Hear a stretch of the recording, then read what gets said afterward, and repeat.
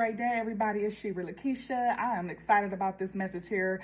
This video right here is only for the go-getters, okay? This is for people who is not going to sit there and let it happen. They're going to go out there and make it happen, okay? What I mean is they're not about to sit there and find out what happens next. Because as y'all can see, 2025 has been a lot of changes, and we're going to have to learn how to roll our sleeves up and go out there and get it, all right? And as one of my coaches used to say, play all 88 keys of the piano, all right? When I say play all 88 keys of the piano, it's like, don't just try one way, but try all the ways, okay? Try all the methods, okay? Go out there and lay your seeds everywhere, all right?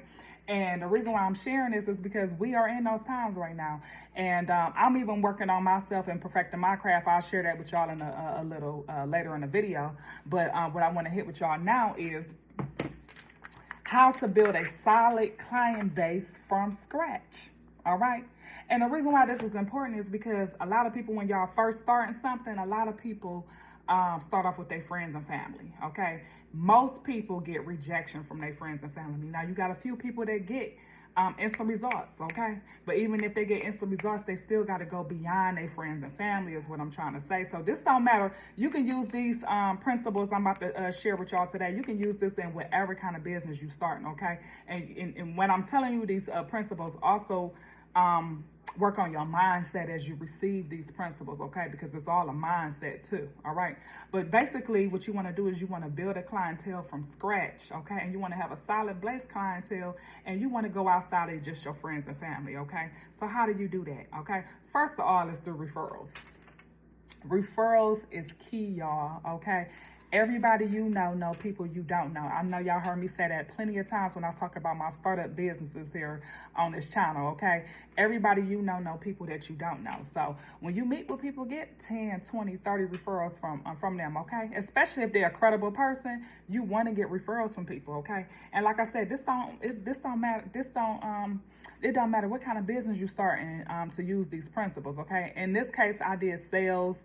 So I'm sharing with y'all from a sales perspective, okay? But you can use these principles in anything, okay? But you want to get referrals, okay? Referrals is key, all right?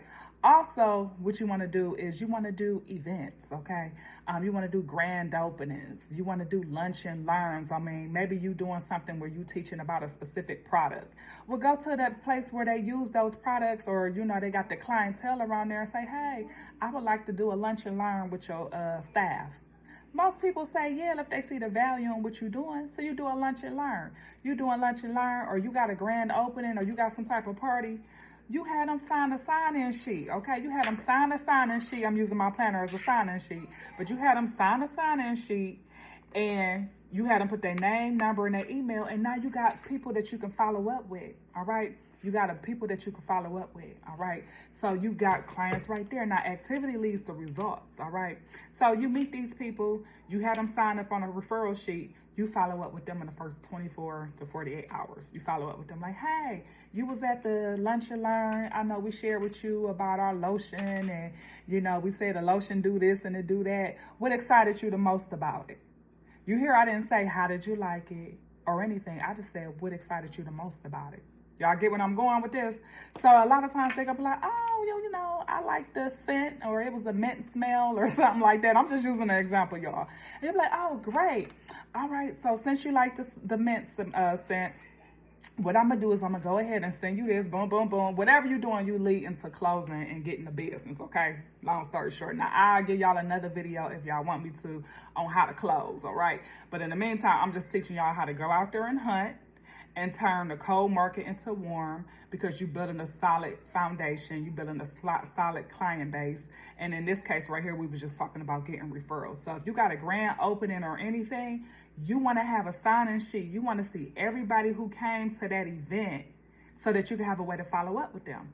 Let me tell y'all how important this is. A couple of weeks ago, I went to go visit a church, and they had a open mic, okay? Open mic where they was doing like poetry, they were singing, and they had the guests, you know, people that didn't go to the church there, you know, participating. Okay, so it was a lot of visitors there. Well, they made sure that they got our names and numbers and emails, y'all. The pastor followed up with me a week later, y'all, okay? Which should have been in the first 24 to 48 hours, but it was a week later. It's cool, it's a church, you know, they're not doing sales or anything, but I'm just telling y'all about follow-up. So they follow up with me, They text me like, hey, thank you for coming. We got this service going on. Our service started at this time, whatever, whatever. I was so grateful and honored, like, oh, yeah. I'm like, yeah, they took the time out to follow up with me. Like, yeah, that was nice. You know what I'm saying? Now, I'm going to be honest, when I went there, I had a great experience with the open mic and everything, but I felt like the church wasn't warm. Like, I feel like they didn't embrace me. Like, I feel like they act like they were scared to talk to me or something. Like, I'm not going to bite y'all. Y'all can talk to me.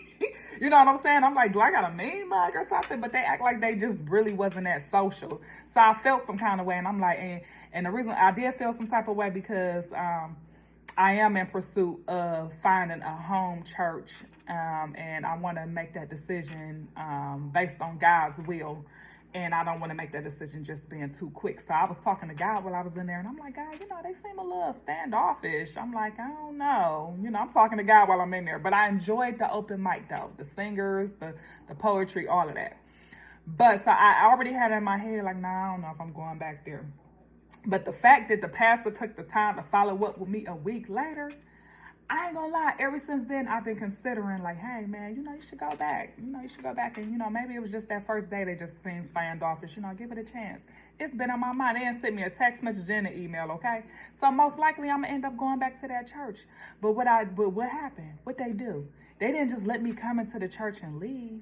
They got my contact information so they can follow up with me. Y'all see what I'm trying to say? Because, when you first meet people, a lot of times people got, good intentions as far as like if you got a product or something. If they show you genuine interest, like, oh, I'm interested in this product or whatever. If they show you genuine interest, a lot of times they mean to get back to you, but people just got stuff going on. Life be life, and we got with social media and everything, it's a lot of stuff to get people distracted. I think somebody was talking about something overload, but like some people got mental overload, and some people, like for me, I'm in nursing, y'all. I'm in nursing, and we do 12-hour shifts. We do 12-hour shifts in the nursing home. So sometimes when I come home, I'm exhausted sometimes. So what I'm trying to say is people mean to get back. A lot of times they just, just be other things that be jumping in the way sometimes. So by you having a system where you follow up with people, you can kind of stay at the forefront of their brain. Of course, God is going to advocate with you, and what's for you is for you. So you don't have to necessarily chase, but you want to simultaneously do different things in your business to help get your business off the ground, okay? And I'm talking to people who starting off, they ain't got no money, hardly. They starting off with little to nothing, and they building a clientele, okay? That's the people who I'm talking to, okay? What did Tabitha Brown say? She said, God rewards the pursuit, okay? All right, so get creative, y'all. Think of some things, all right? Now, the other thing I'll share with you is about turning the cold market into warm. I don't know if I went through that already or not, y'all, because I'm just running off. But turning the cold market into the warm market, meaning before you get out the car, you go into a grocery store or something, have an attention. Say, hey, I'm going to go in here. I'm going to get 5 names and numbers from people since I'm already going into the grocery store. So you walk in the grocery store. What do you say? Hey, such and such, I'm expanding in the area, boom, boom, boom. Somebody that's interested in making income. Or somebody who would love to have their car detailed. And they're like, oh, you know what? My cousin, her car always dirty. You should give me your card. You're like, oh, great. Let me get your name and number. Y'all see how I put my head down? Your posture is saying, I expect you to give me your name and number. Okay, this is not you saying it. This is you saying that, because I'm going to be honest, y'all. Going to pass out cards, passing out flyers, laying flyers on people's cars and stuff like that, man. That's not that effective. Now, do you want to do that too? Yes, you want to do that because you want to play all 88 keys of the piano. But what I'm saying is that method right there can be... It's not as effective, okay? You don't see much results from it is what I'm trying to say, all right? But when you get their contact information, you got a better chance at closing business and moving it to the next level is what I'm trying to say, all right? So you say, hey, what's your name and number? So as soon as you get their name and number, okay, you got your 5 names and numbers, you call them in the first 24, the longest 48 hours. You call them, follow up. Hey, this is such and such. I met you at the grocery store yesterday. I know you said that your cousin needed detailing. And whatever you do, you go into the close mode. Now, if y'all want another video about how to close, I definitely can do a video about that, okay? Because one thing I know is when I sit down with somebody, we're going to go ahead and we're going to do business for the most part. So if y'all want a video on that, I can go and do a video on that. But anyways, y'all, this video wasn't in no sort of order or anything. I really don't want to be long with this video. I just wanted to kind of put some ideas out there so that you could be more confident in sales, okay? Because sales pay people. I know people like to stand away from sales because when people think about sales, I mean, think about it, even with you. When you think about sales, for the most part, you think about pressuring people or having people buy something that they don't want to buy. But that's not what sales is, okay? I'll tell y'all what sales is, but you got to schedule y'all one-on-one coaching appointment with me. Schedule your one-on-one coaching appointment so we can go into a deeper detail about this. But when I give you this definition on what sales mean, it's going to give you a whole paradigm shift in your thinking, okay? It's going to have you look at sales from a different standpoint, and it's going to make you more confident with sales because you're going to realize that, no, I'm not pressuring people. I'm not pushing people. I'm not making them do what they want to do. I'm helping them, okay? But I'm going to give y'all this quote about sales, but I can't share this on YouTube, okay? Everything ain't for YouTube, okay? And I ain't gatekeeping, but I'm just want to talk to those who are serious about going to the next level, okay? Those who are serious about, hey, I'm not going to let it happen. I'm about to make it happen. So I don't want to just be sharing blind information. I want to be intentional, okay? So go ahead and schedule your one-on-one coaching appointment at cinnursenetworks@gmail.com so that we could talk about that, all right? Also, y'all, there's a few other things I wanted to hit on. I had got lost in that. Yeah, but this is what I wanted to share with y'all briefly, okay? Right now, I'm starting back reading the book, The Greatest Salesman in the World, all right? I read that book one time. It's by O.D. Mandino or something. But it's called The Greatest Salesman in the World, okay? And this is what I'm talking about with mindset, y'all, the mindset that we got to have right now. In that book, he got a story about a master that gave this guy tablet or whatever, and he read the tablet and he had to follow these instructions every day in order to be successful or whatever, right? I'm paraphrasing everything, y'all, but where I'm getting at is he sent the boy to a country. I'm gonna use an example. He sent the boy to the country. The boy goes to the country, and I'm gonna say this is two different boys. Okay, so one boy go to the country. He sent a boy to the country. And he tell the boy to sell some sandals, right? So the boy goes to the country. He goes to the country and he see that nobody has on sandals, but he's there to sell sandals. But he see nobody has on sandals. So what the boy does is he go back to the master and he say, you know, man, nobody wears sandals there. You know, I'm not going to be able to sell any sandals because nobody wears sandals, right? So the master sent another guy there, right? He go there. He goes to the same country. He look. He sees nobody has on sandals.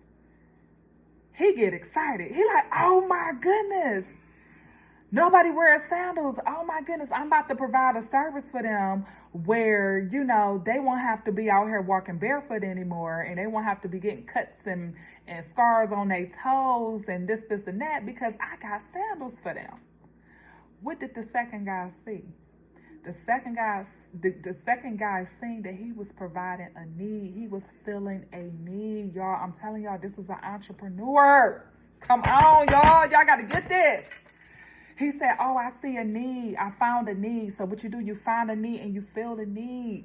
The boy became wealthy because nobody had on shoes. Nobody had on sandals. He found a need and filled it, okay? So I'm talking to the trailblazers right now, okay? I'm talking to people who not worrying about what's in style, what's popular right now, who doing what, who following who. I'm talking to the trailblazers right now. I'm talking about mindset, y'all. It is mindset, y'all.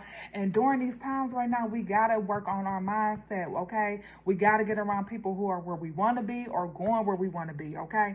Now, don't get me wrong. You can get advice from anybody, okay? I have gotten a lot of good advice from people who ain't doing nothing. And I looked at them sometimes like, well, why don't you go and apply? But I see they wouldn't do it. I'm going to go and apply it, okay?